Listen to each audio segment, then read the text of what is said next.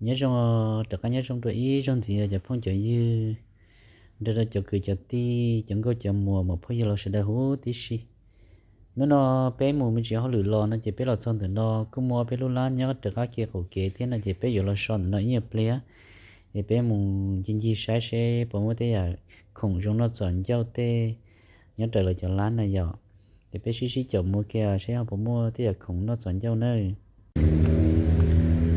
một đợt nó sẽ là một đợt chín nó sẽ là lá nó sẽ là một đợt chín nó cái này thì để mình sẽ mua chín nó để nó kia nó vậy không có thể vậy xịt đấy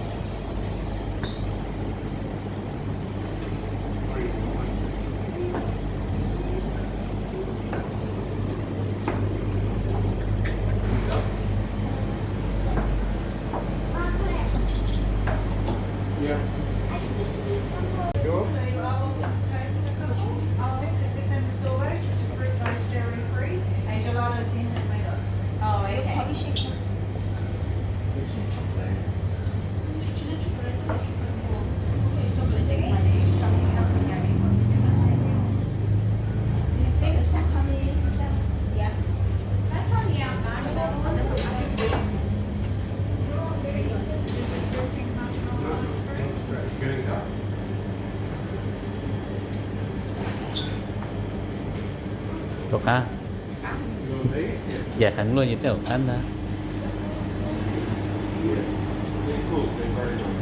nên là mua ice cream nha mua đồ đâu dạ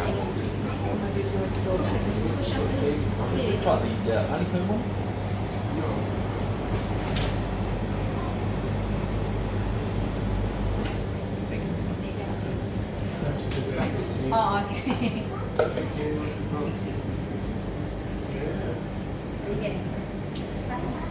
I might just do mango. Yes. Just in a couple of cups. Just a cup. A couple of mango. Just a single cup, please. oh yeah raspberry Yeah, raspberry. The sorbet one. dạ dạ It's red or rose is different. Chắc gì?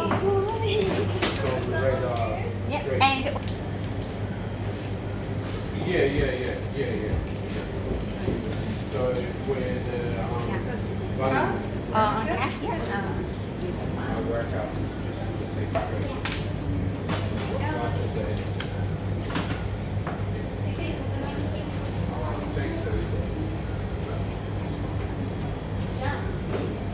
bây giờ ý lên khỏi mình chỉ là sao ice cream nó có cá anh kêu bây giờ nhớ chị Mango sorbet.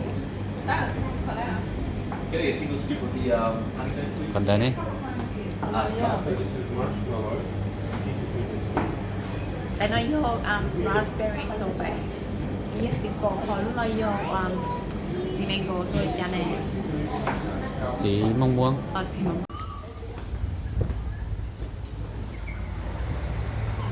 rồi mà nó ta mà muốn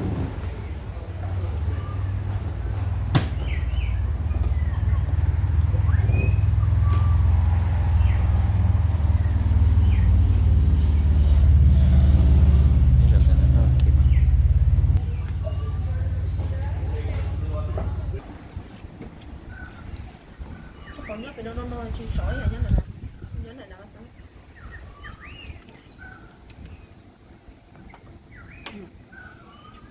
bên này xin ta chỉ béo từ lo mua lại béo tôi kể một cái kem sắt đó sẽ sắt tận nó để mua được chị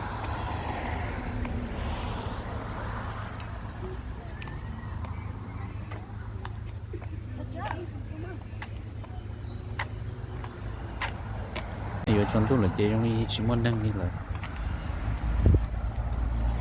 nhất là đi trong một cái mà nếu ta không muốn đăng thì tôi nó mò cái trời cái lái có cái hậu kiện nữaแต่ฉันเอาหน่อยชี้บงสิจะทำมั่วยังไปเจอ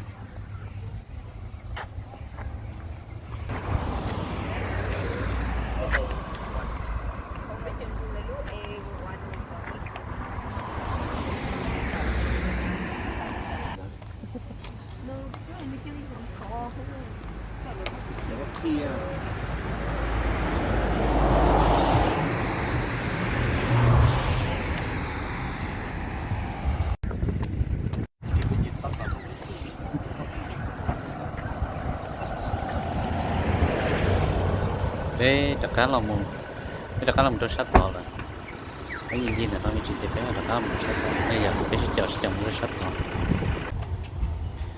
bé là xong thì nó chơi bé họ lần trên từ kia nó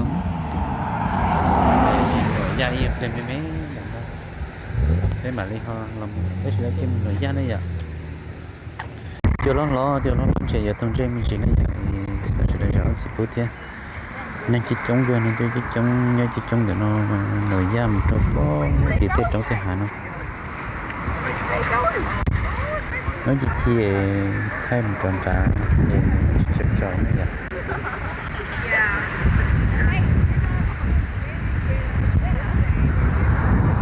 nên chỉ chống cái nào tôi nổi da ở trong nó chỉ nhớ rê để cái rõ xí rồng cho còn có lần trâu tên gì cái nó gia trình gia cho tốt luôn xem luôn mà tôi nhớ để nó thật bị mà vừa trả lời rê luôn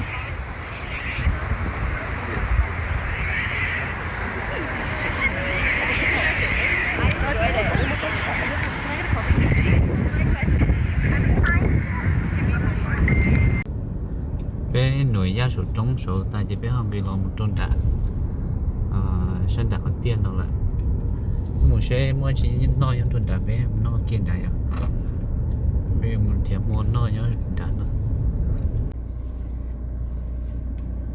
bé là xong thì nó bé không mấy lúc lắm là bé không xã hội xe mua chi bé xí chồng xã hội bé xí chồng cái mua xã hội xe là mua đã chi dùng nó chỉ lớn ca xí chị nhiều hợp lâu đủ chỉ cái xe xài này chỉ bé một kia một hồ xe mua đã chi nó thấy rau của tôi thấy xưa nó nè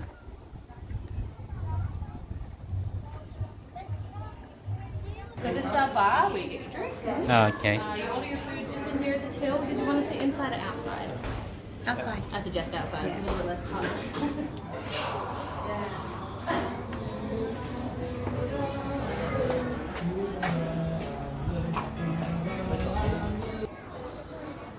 bây giờ nó chỉ bé chỉ là chia để xe nhẹ nó là chi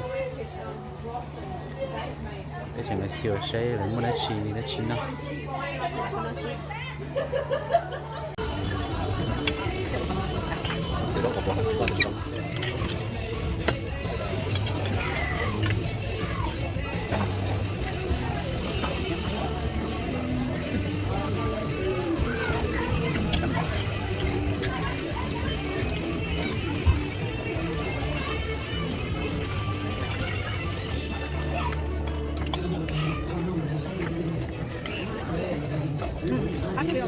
Cái gì mà làm gì?